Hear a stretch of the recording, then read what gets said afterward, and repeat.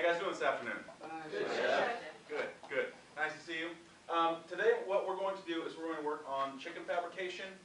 The proper way to fabricate a chicken. We're going to talk about safety and sanitation. We're going to talk about utilization of product, in particular nose to tail eating. And then in addition to that, I'm going to take one portion of this chicken breast and show you how to properly saute and put together a full entree plate using a starch, a vegetable, and a sauce. So as we go through this process, feel free to ask me any questions that you guys have throughout the fabrication and putting together the plate. So the first thing I'll do, as always, is wash my hands.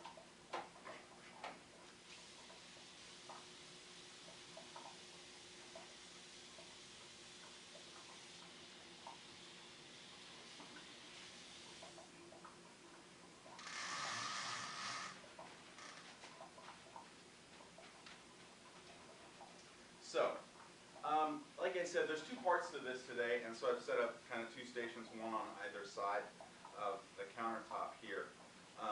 The station on this side is where I'm going to be concentrating primarily on the plate up of the entree, the production of the rice pilaf, the sauce allemande, and then the vegetables, battening carrots and zucchini. And then over here on this side is where I'm going to deal with the fabrication and butchery of the chicken. I did that to set up two sanitary areas and keep them as far away as possible. I've also got set up over here safety and sanitation buckets, just like you guys should have set up on your stations when we go into the kitchen and you guys attempt this yourselves. So,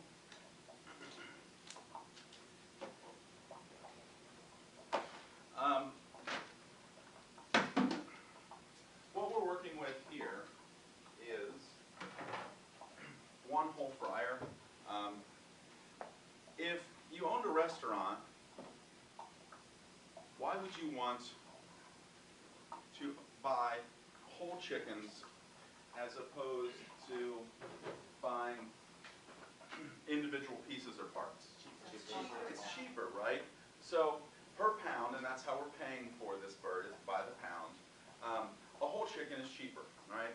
So the issue becomes utilization, right? So if you get, whether you get a chicken from the grocery store and you're doing it at home, or you're getting in a dozen whole chickens at the restaurant, you've got to figure out a way to utilize the whole product. Now what we're doing is we're going to use the chicken breast to make this entree, right? And that is the, it's where the money is in this chicken. So the most expensive part of the bird is the chicken breast because it's the most desirable. What we're then left with is the leg and the thigh, we're left with the carcass, and we're left with the wings. The way that, or if we can understand how to process this chicken into 8 pieces and utilization of all those products, that's where our money comes from. So if you get a whole chicken in and all you're doing is cutting the breast meat off and the rest of it represents waste or goes into the garbage can, then you're not doing yourself any favors. You might as well just pay the extra money per pound and buy the whole chicken breast, right? Or the chicken breast already fabricated. So we've got to go about breaking this thing down. What we're going to do is to cut this into 8 pieces. I'm also going to show you how to take the breast off in a way that presentation-wise looks really, really nice on a plate. It's going to be something called an airline breast, okay? So we've got a boning knife here, and the first thing that I always do is I take the wing tips off. When we're cutting through any of these joints, what we do, as the bone comes together, it meets like this, okay? A knuckle, whether it's the leg and the thigh, or the wingtips, or the wings themselves. If you cut directly through the joint, you're cutting through cartilage, you're not cutting through bone. And so what comes off is this part. And it's very, very, very simple to go right through the joints of the chicken, okay? What would we use these for? Chicken stock? Yeah, chicken stock, okay? The carcass in general, we're going to save for chicken stock, all right? I don't know of any recipe where this is eaten. There's a lot of, it's fibrous, there's a lot of sinew, and it's mostly bone and cartilage in here. But if we're talking about utilization of product, nose to tail eating, we can suck out a lot of flavor from that, particularly in our chicken stock. So we take off the wing tips first, okay? Then I'm going to turn the bird facing away from me, and as you look at this, you can see a line of fat built up right here around the leg and the thigh.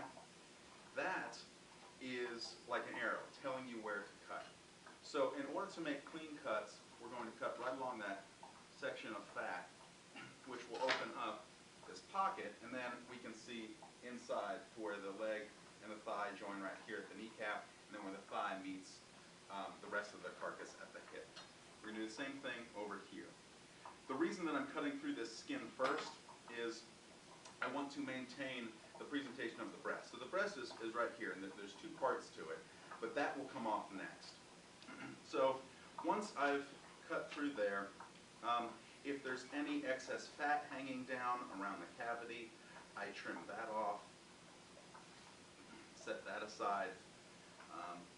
The fat represents some waste. We would not want to put fat into our chicken stock. Why? Turn it cloudy. It's going to turn it cloudy, it's going to make it greasy, right? Animal-based fats, when you apply heat to them, melt. And so if we're simmering stock on the stove, chicken fat's going to melt and it's just going to rise to the top and make our stock greasy, it's going to make it cloudy. So we've trimmed off the excess fat.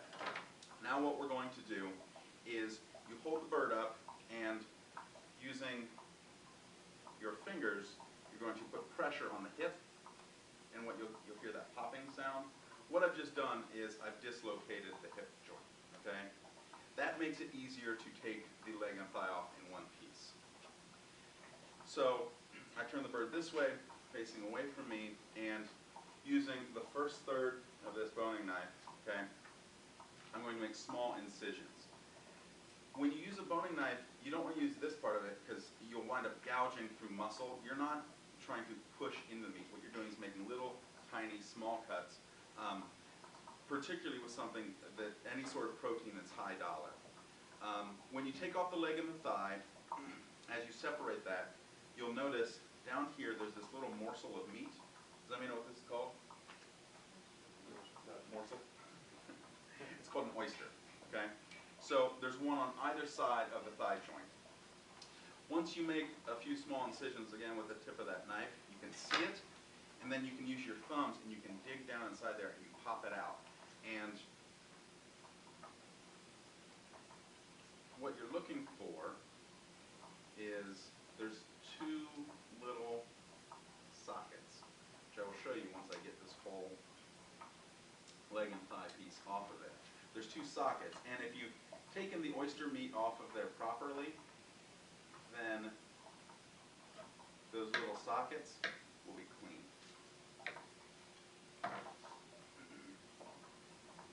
See that? Right? See that little socket? It's clean. You can see the bone right there. Right? Let's get it over here. Yeah? Okay. All right.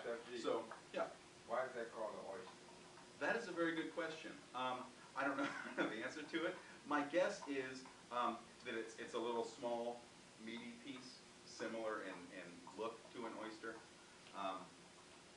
So if we pop that out of there, that's one of the marks of a properly butchered chicken, is that we have taken the oyster meat off of the leg and thigh section well. So I'm going to do the same thing on this side. Again, small incisions with the tip of my knife so as not to gouge that muscle.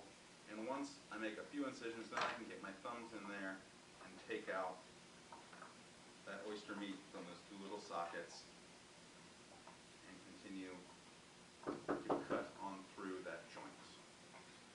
Dawn, would you mind opening that door, please? Yes, sure. Thank you.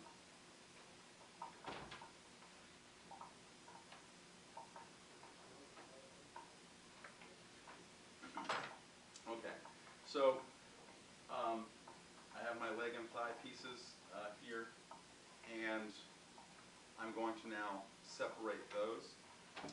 I'm going to set the rest of the bird aside for the moment. Similar to that line of fat that you could see from the top view where we separated the thigh itself, there is a line of fat in between the leg and the thigh that runs right along the kneecap. And that fat is there as an insulator. So as this chicken is running around in the yard, that fat helps to keep the kneecap warm, right? Well, that little line of fat also tells us exactly where to cut. So if you cut along that line of fat, drumstick comes off right away, okay? Do the same thing over here. You cut right through that little line of fat, right? skin kind of hanging off of there, you want to trim those guys up. This little guy, little piece of fat hanging off. Because what will happen is, if you go to saute this, or to braise it, or even grill it, that fat, if you're doing a dry heat cooking method, will wind up burning. Like if you're grilling it, or if you're sauteing it, it's going to burn. And if you're braising, it will make the resulting braising liquid, which is usually served as your sauce, will make it greasy, just like the fat would in the stock. So we remove as much of the fat as possible. On the thigh, you'll always find a little bit of fat around the edge where the skin overlaps on the meat. So you want to take that off, trim it up, just to make sure, again, that it's not going to burn or make our sauces greasy.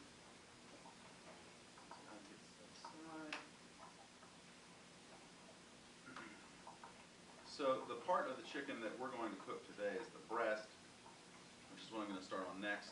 And we're going to fabricate it into a cut, a food service cut called an airline breast. Does anybody know why it's called an airline breast? They serve it on an airline. The first wing joint is still left on it. So if we were eating chicken wings, right? Okay, hot wings, okay? This part is the flat, and this part's the drum, okay? Does anybody ever go out to get chicken wings and you order just the drum? You don't like the flat? Okay, all right, right. So, because the flat has two bones in it, right? It's a little bit more difficult to eat, I guess, if you're eating chicken wings. What we're going to do when we fabricate this into an airline cut is we're going to leave the drum on there, but what we're going to do is we're going to pull all the meat off of there for presentation's sake. So, the first thing we have to do is to take the breast off of the rest of the carcass. So, we've got 1, 2, 3, 4 pieces over here. We're going to get another 4 pieces out of this, and that's our 8-piece chicken, right? The breast, there's 2, okay, and we can take them off separately. There is a heel bone, or breastbone, that runs right down the middle of them. So we make an incision along that breastbone, and staying as close as we can to that bone. Again, the tip of the knife, always the best, because it's a lot more forgiving. If I'm gouging into this, I'm liable to make a mistake that I can't correct. So, once I open that up, okay, I can peel the breast back, and then I'm able to see the rib cage. So what I'm doing is I'm following that rib cage along and taking each breast off individually. Once I make this cut, peeling that back, I can see that rib cage. There's a few tendons that I have to break through in order to separate the breast from the rest of the carcass. But I want to work right along those bones, leaving as much of the usable meat on the breast as possible. Once I get to this point, where I've opened this up, it might be a little bit difficult to see, but if you peer through here, this is the shoulder joint, right here, okay? And, you guys see that over there? Yeah. Shoulder joint? Okay. So, the shoulder joint, I'm going to use, and I go through it just like any of the joints, okay? And once I go through that, I can then take off. So now I've got this breast, and it has the wing still attached to it, okay? So I followed that rib cage down, and I took that breast portion off. I'm going to do the same thing on the other side, and then I'll show you how to make an airline cut chicken breast.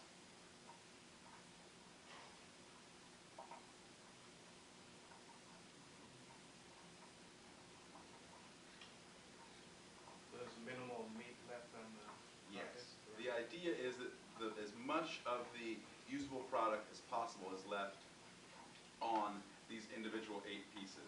This then becomes the basis for my stock, okay? So, when doing this, now I've got this breast, and this, admittedly, okay, so if we saute this, that's an awkward looking portion, right? Okay, with that whole wing still left on there. So, what we're going to do is we're going to clean this up. Where the drum meets the breast itself, which is right around the shoulder joint, what I'm going to do is I'm going to cut around. I'm going to break or cut all the tendons inside there. Okay? Right?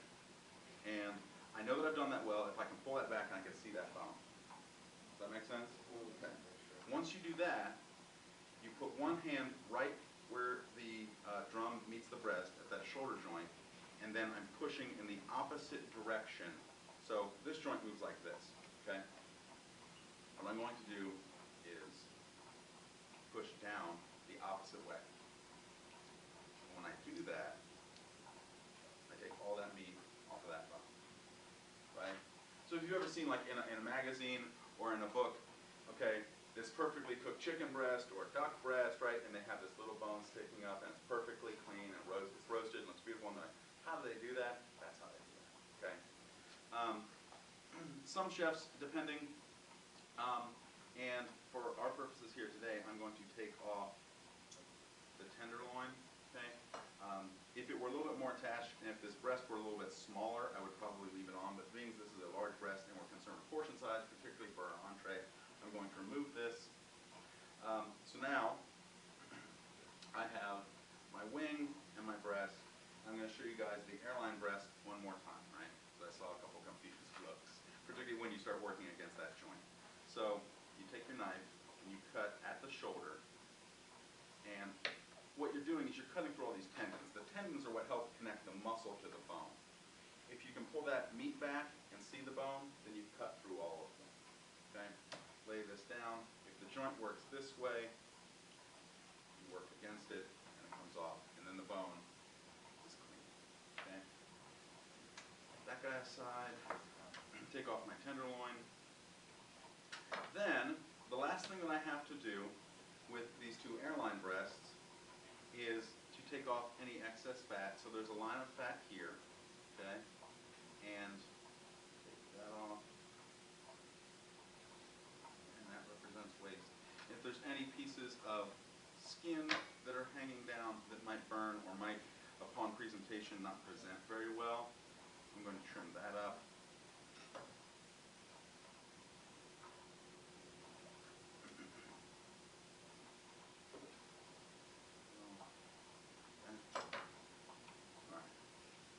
So this then is my portion cut, and this is what I'm going to use for my entree, right? Does that make sense to everybody? Yes, yes. With the bone in, right? Yeah, the bone will be left in, for sure. Trim this one up the same way.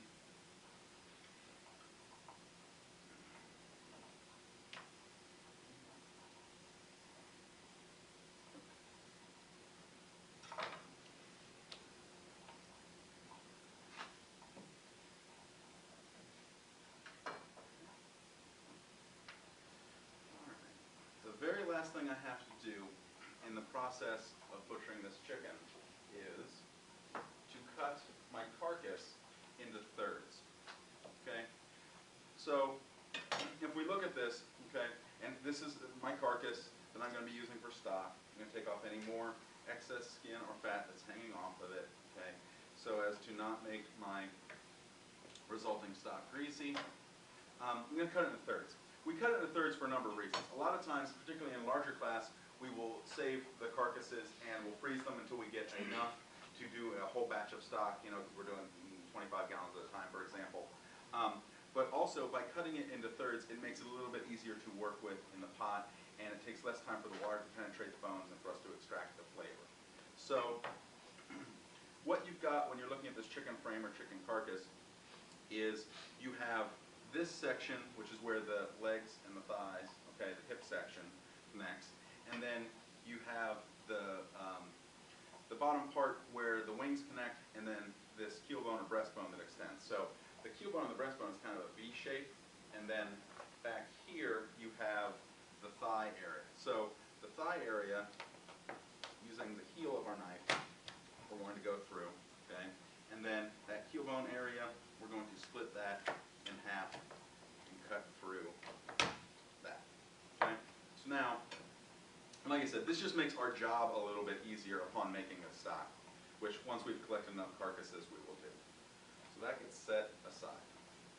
So, that is the chicken fabrication. You guys have any questions about that? No, chef. No? Okay. So, I've got my one portion set aside, which I'm going to do for my entree. Dawn, would you be so kind to wrap that up? And then if you could put it in the walk-in, that would be great. So I'm going to tidy my station up here. And then we'll switch gears, wash my hands, and we'll go down here and work on the entree.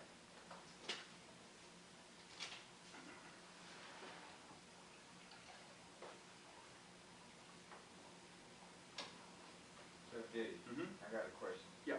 Before you break the carcass down, would you take any extra fat off it before? I did. There was, particularly along the bottom side of it, there was a little bit more skin and fat that was collecting there. And so I went ahead and took that off, and I put that in my use, or not in my use, but in my waste pile.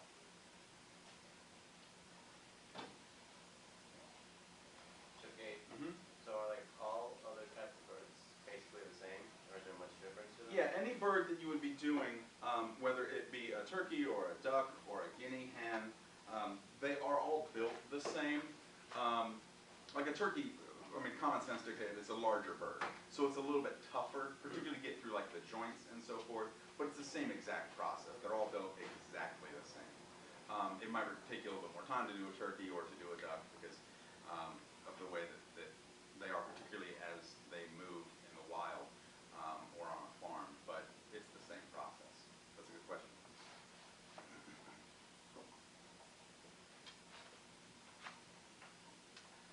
All right.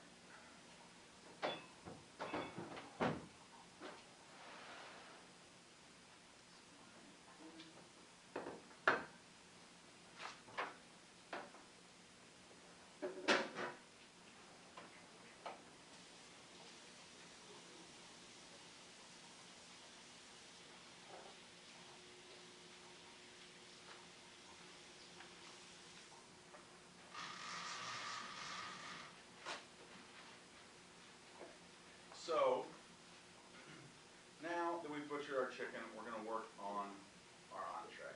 I wanted to show you guys this as a means of utilization of product, and then how to properly saute a piece of chicken, and to check for doneness. Plus also you guys probably want something to eat today. So, I don't know that I've ever seen you guys go hungry necessarily, but so our chicken breast here, we're going to season with some salt and pepper. We also have rice pilaf to make. We have some vegetables to saute, and then we have to finish with make a small sauce out of our mother sauce. So last week you guys worked on velouté sauce, and I have some velouté here staying warm. I'm going to show you guys how to make a small sauce from that. What exactly is a small sauce again? So if we started with the mother sauce, we have velouté. What are we dealing with? A sauce derived from the mother sauce, yeah. So what we're going to make is sauce allemande, which sauce allemande is velouté that we have infused with a liaison. Have you guys heard the term liaison before? Okay, what is a liaison? I don't know, we've just heard the term, we don't know what it means. It's cream and egg yolks, yeah. Okay, so cream is high in fat and egg yolks are high in fat, right? They're also both high in protein. So protein is going to help you thicken the sauce a little bit, and the fat itself is going to help give some more richness to the sauce. So it's going to be tastier. There's also a little bit of lemon juice. The lemon juice is there for acidity's sake, and it helps to cut through the richness of the velouté and the cream and the egg. So, all right. To start, what we'll do is we will work on rice pilaf. In the packets that I handed out, there is, excuse me, a recipe for rice pilaf. Rice pilaf is a very, very, very simple dish. Have you guys ever made rice at home or at work, and you've got it in the pot, and like, well, that doesn't look like enough rice, and so you add more rice, and then by the time you're done, you have enough rice to feed like the whole neighborhood? Okay? All right. That's because rice triples when it cooks.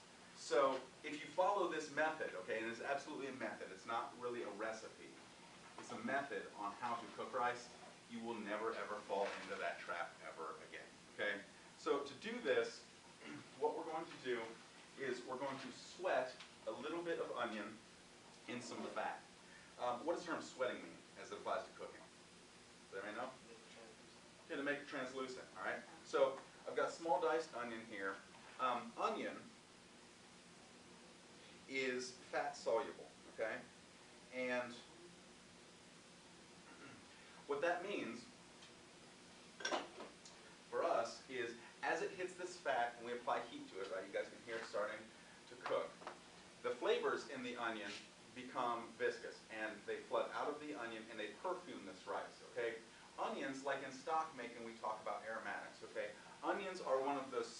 one of those flavors that are aromatic, and so as we smell them, it stimulates our appetite. You guys smell the onion? Yes. Okay, it smells good, right? So I was cooking stock in this room earlier today, and students kept coming in and commenting about how good it smelled. So it's the same thing. We're working with aromatics. Now, when we sweat vegetables, we want to sweat them at a lower temperature than we would sauteing. You want it to be like medium, low. We're not looking to get color on these, all right? What we're trying to do is to soften them and release that flavor into this oil.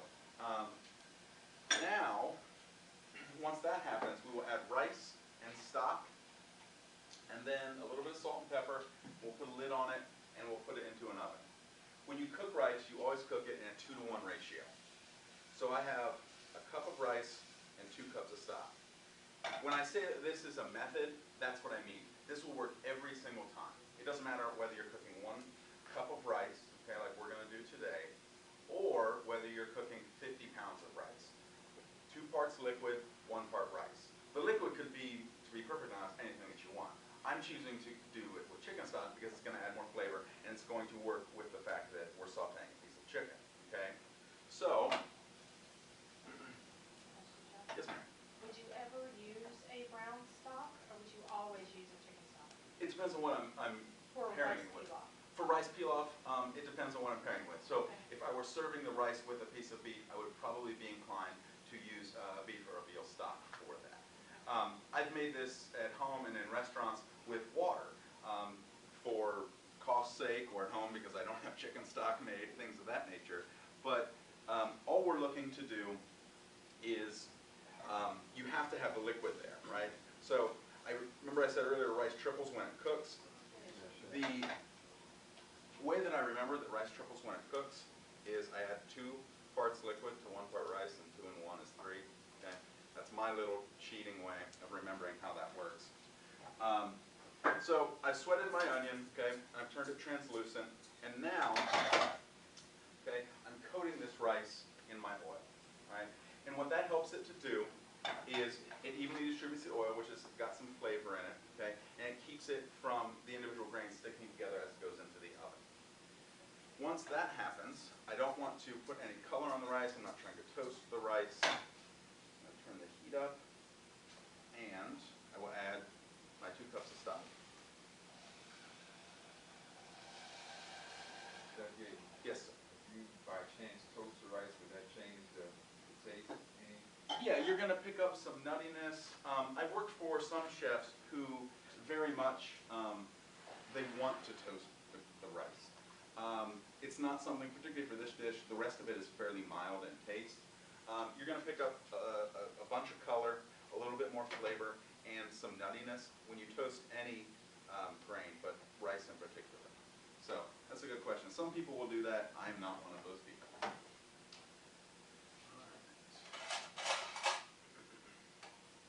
There's just a few little pieces of rice and onion there on the side of the pot that I'm going to scrape down. I'm looking for this to come to a simmer, right? This method of making rice pilaf, what I see students struggle with frequently is waiting for it to come to a simmer. If it does not come to a simmer, it will not work. And so, in the end, what we're going to do is we're going to cover this with a tight thin lid, and we're going to throw it into a 350-degree oven for 18 minutes. If it doesn't come to a simmer first, you pull it out of the oven, and it's crunchy, okay? And crunchy rice is awful, right? So, this is the part that students struggle with, like I said. But as long as you have a little bit of patience, wait for it to come to a simmer, then it can go into the oven. 18 minutes later, it comes out. You let it sit for 5 minutes on the counter, and then you plop it with a fork. It's ready to go. While this is in my pot, I'm going to season it with a little bit of salt and pepper.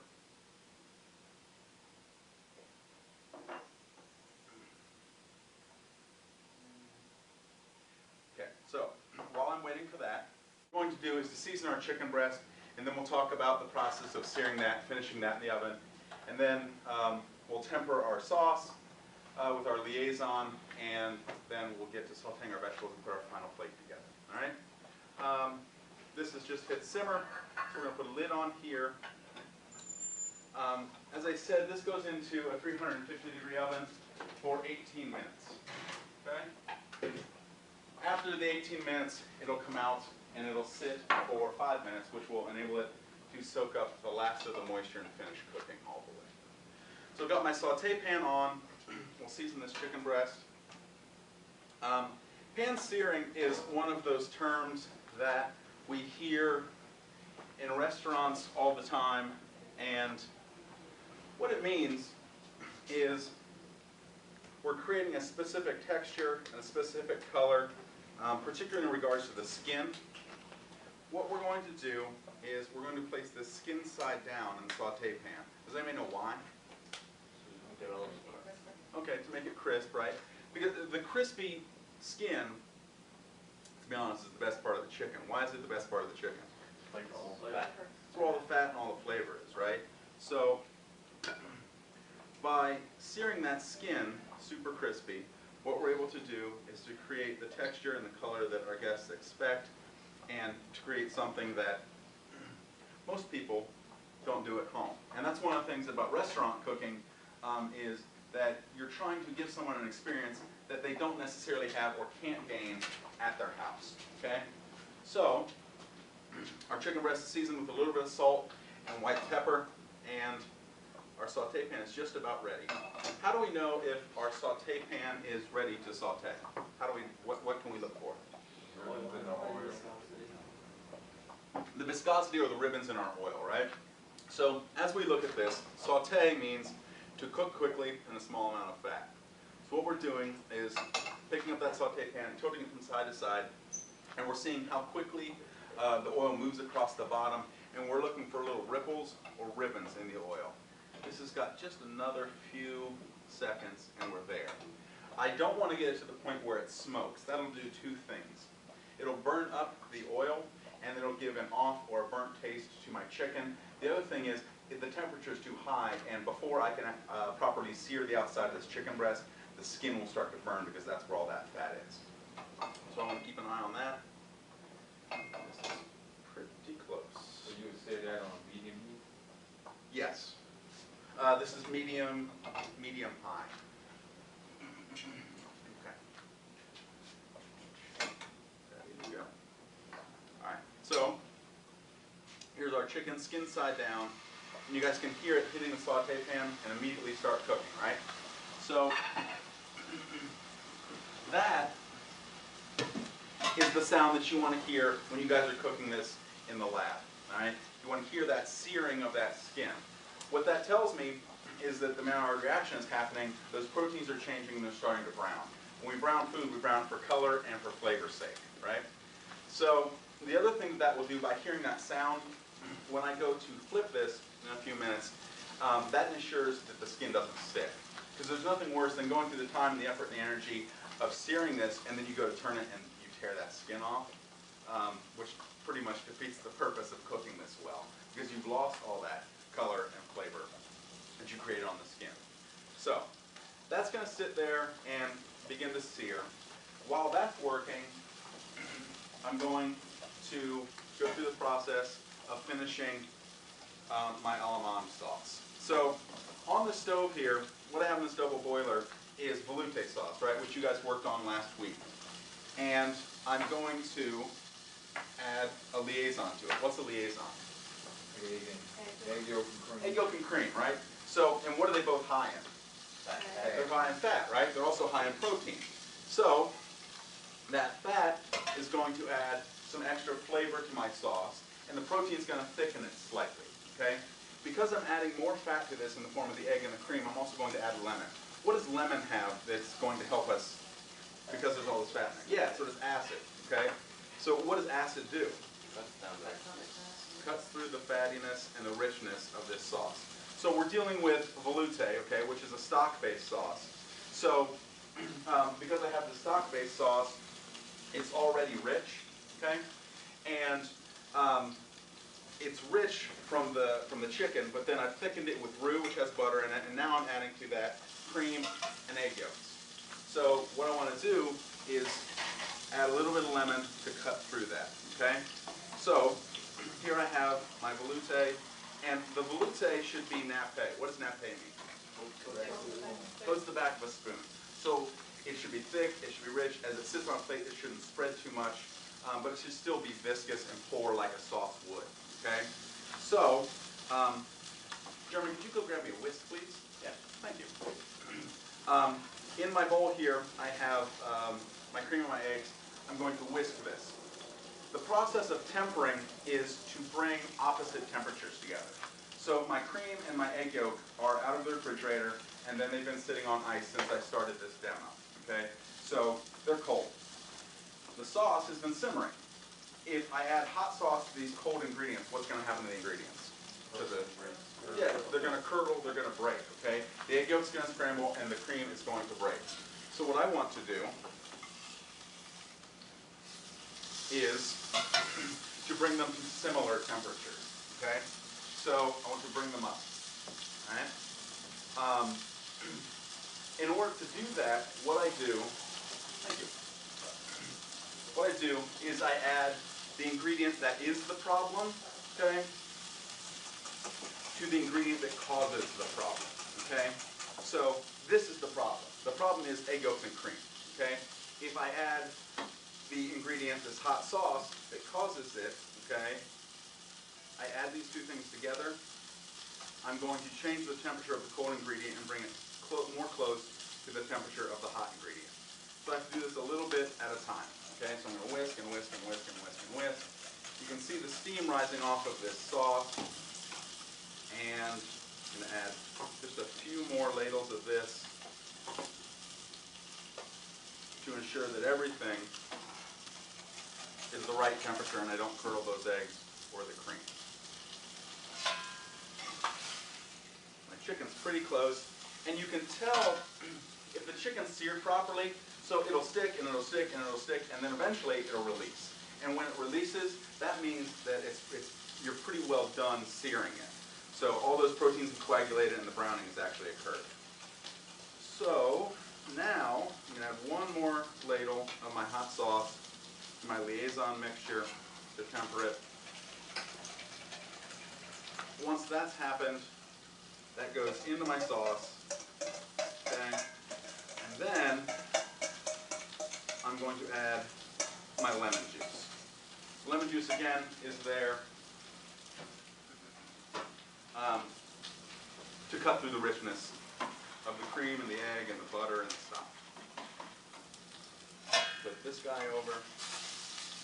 When this is properly seared, you guys can see the color that's happened, right? So that skin is crispy. You can see I've achieved the texture that I want, and I've achieved the color that I want. Okay? So this is going to go into that 350-degree oven in order to finish, right? And we'll talk about how to make sure that that chicken is done properly in just a minute. So I've got my liaison in here. Now I'm going to add my lemon juice. Why the cheesecloth? Yeah, the seeds and the pulp. It'll keep it out, okay? So on the recipe that you have in your packets, I've got, it says to taste. So for something like the lemon juice. So I put that in there because what I want you guys to do is to actually taste your product. If I were to put 2 ounces of lemon juice or an ounce of lemon juice or whatever it happens to be, a little salt and pepper, then it doesn't get you actively participating in the process of seasoning, tasting, and experiencing the food, okay? The more you taste, the more you know. So I taste as I go along. Needs a little bit more salt. I taste as I go along because I can control all the ingredients as they go in, right?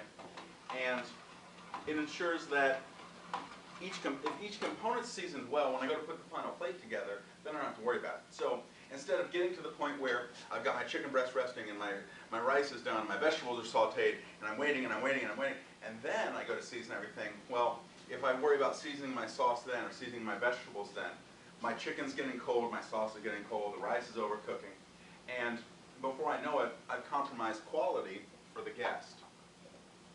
So I'm going to let my sauce hang out and just stay warm. I don't want to bring it back to a simmer. Why? It'll curdle my cream and it'll curdle my eggs, right? So the temperature on this, particularly once you've added your liaison, is very, very, very important, okay? So I've got my rice in there, and that's got 6 or 7 more minutes. I'm going to start sauteing my vegetables, and then we'll talk about putting together the final plate. So I'm going to heat up this saute pan, and what I've got here is some battenade carrots and some battenade zucchini, which I've blanched and shocked ahead of time, right? Why do we blanch and shock them? For color. Okay, for color's sake. What else does it do? To tenderize them, partially cook them, tenderize. Okay. So if we took raw carrot, we batonade, we throw it directly into the saute pan. The carrot is dense enough and the carrot's hard enough that by the time the inside is actually cooked, the outside will be burnt. So we have to blanch it, okay? Another benefit of blanching is you get the super vibrant orange color, right? So when you apply heat, in this case water, to vegetables, you heighten their color, okay? So green vegetables, a little bit of salted water, and you get more color from them, right? In restaurant slang, this would be part of your mise en place because at pickup, which is the part of the dish that I'm working on now, I'm working at putting the plate together so that I can get it into the window, the servers can take it and run it to the dining room. At pickup, which would be when the executive chef calls for the chicken entree, I would have to have all this stuff done. So if the restaurant opens up at 5 o'clock for dinner service, I might come in at 1 or 2 o'clock in the afternoon, and part of my prep, part of my mise en place would be to batonade carrots, and then once I've batonade them all, I get a pot of simmering water on, and I would blanch them and shock them, so that at pickup, all I have to do is to drop them in a saute pan. The action of sauteing them is really about heating them through, seasoning them, and then finishing off the cooking process. To be perfectly honest, these are just about cooked, okay, through the process of blanching them, particularly when they're cut small, like in a batonade, okay? All I'm really looking to do is to season these guys up and make sure they're warm all the way through. But if I don't do that blanching and shocking process ahead of time, there's simply no time for it in a busy restaurant, okay? I'm putting together one plate, one chicken breast, some rice, some vegetables, and a sauce, okay? If you're working in a restaurant and you're putting together 15, 20, 30 plates at a time, there's simply not time to stand around and wait for a pot of water to come up to a simmer, and then, cut each carrot individually as someone orders it and drop it into the water. There's no time. So, the way that you can tell that the carrots are starting to cook, if you look on the edges of the carrots, they start to change color, they turn yellow, right? Okay? Or kind of a brighter, I don't know, a different color, orange maybe.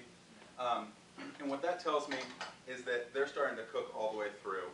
And so now I'm going to add my zucchini. Why didn't I add the zucchini at the same time as the carrots? Carrots are denser, carrots are harder, okay, so they're going to take longer to cook. So I start the carrots first. Zucchini is a softer vegetable. So a little bit more salt, a little bit of pepper, okay. This guy, toss these around. And once these sit, these are pretty well done, okay? I'm going to pull these off, and then I'll reheat them just prior to plating. We've got 1 minute left on our rice. So the rice goes into the oven for 18 minutes, right? We cook it in that 2-to-1 ratio. It goes into the oven for 18 minutes. When it comes out of the oven, it has to sit for 5 minutes.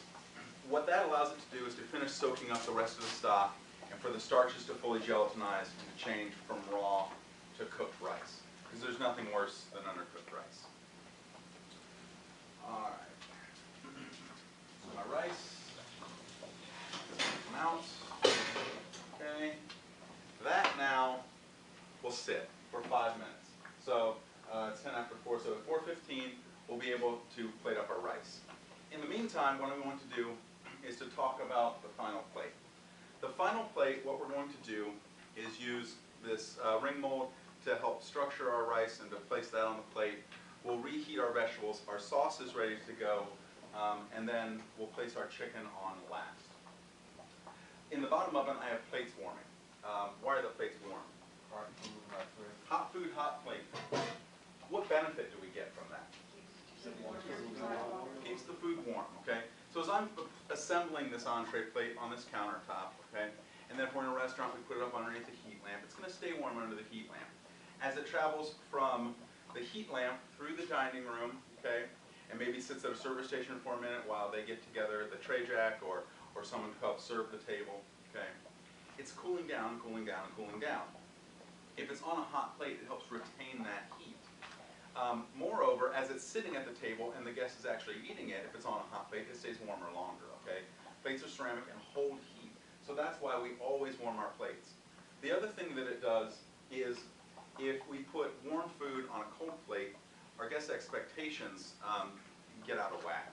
So if you go out to eat and you order a nice, delicious, juicy steak and it's on a cold plate and it's set down in front of you, your expectation is that it should be on a warm plate. If you go and you order a salad, okay, like a really nice green salad, this happens all the time, and you go out to eat, you get the salad, and it's served to you on a warm plate because the plates are warm out of the dishwasher, okay? Something as delicate as salad greens start to wilt on a hot plate. So what you get is this mismatch or this incongruence in the guest's expectations, and then it becomes a failure. So hot food, hot plate, cold food, cold plate, right? If you ever work at the pantry, which is the station that's usually involved with plating up salads, they're always very, very concerned about getting plates out of the dishwasher and into the refrigerator, into a freezer, so that they're actually cold with enough time to be able to accomplish the task of plating the salads and getting them out to the guests in a timely fashion. So, anybody have any questions so far? Anything? Chef, in the actual restaurant setting, Mhm. what is the time limit for this plate to be served? That's a very good question. The rice would be done ahead of time and would be held hot. The sauce would be done ahead of time and in a steam well, very similar to what we have here. What you would really be waiting on in a restaurant would be how long can you cook that chicken breast. This chicken breast, I'm going to check right now. My guess is that it's pretty close to being done. I told you guys at the top that I would show you how to check when this is done. When you're in safety and sanitation, you're told what temperature is the internal temperature for chicken. 165. 165, absolutely right. So we have to cook this to 165 degrees, okay? But what are some other ways that we can see if this is done? Well, the first thing is visual, okay? So the bone, which we've gone through the process of making this airline cut, the bone shouldn't be leaking any blood. All the proteins should be coagulated, and you can touch this, and you can feel the firmness of the chicken breast, okay? So as proteins cook, what happens is they coagulate, which means they tighten up, they change shape. So what's the texture of a raw chicken breast? Soft. Mushy, squishy, flimsy, I guess. As it cooks, it changes. And if we send out chicken that process hasn't occurred fully, not only do we run the risk of making someone sick, but again, back to guest expectation, that's not what they expect, okay? Medium rare chicken is not good. So, I'm going to temp this chicken with my instant read thermometer, okay? And I'm looking for 165 degrees. When I temp this, I'm going to go right up next to this bone because the bone acts like an insulator in our chicken breast.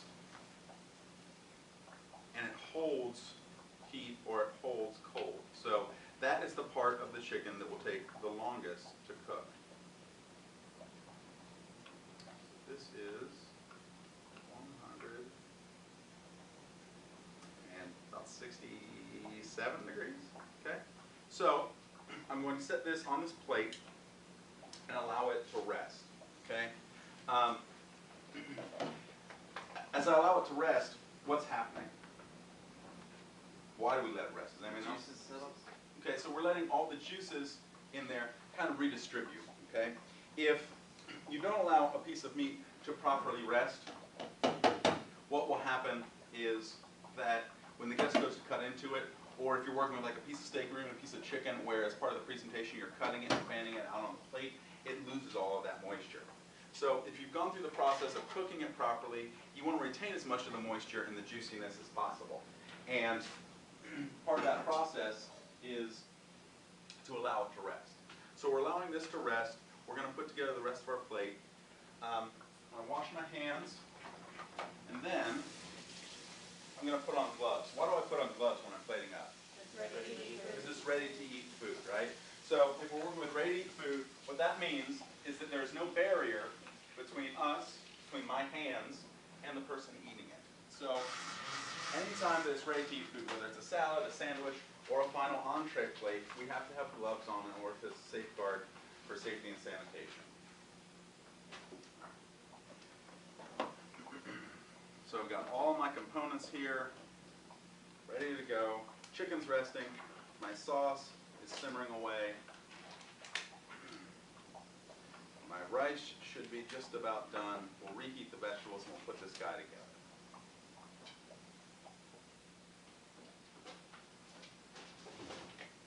Okay.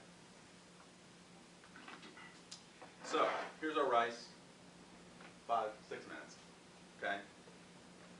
The way that we know that our rice is done is we've absorbed all that liquid, okay? In order to finish this, what we do is you take a spoon or a fork, okay, and you very lightly fluff the rice. At any point, did I stir this? No, sir. No. Why? Does anybody know? The starch in the rice would be good. The starch in the rice will come out. So when you make risotto, for example, one of the hallmarks of a good risotto is a starchy, creamy consistency. And so you constantly stir it. Okay, that's what you want if you're doing risotto. For rice pilaf, you don't want that. If I stirred it and stirred it and stirred it, it becomes gummy, it becomes chewy, it becomes starchy. So the only time I'm ever really using a spoon is just to fluff this at the very end to kind of break it up, and so it's individual rice kernels.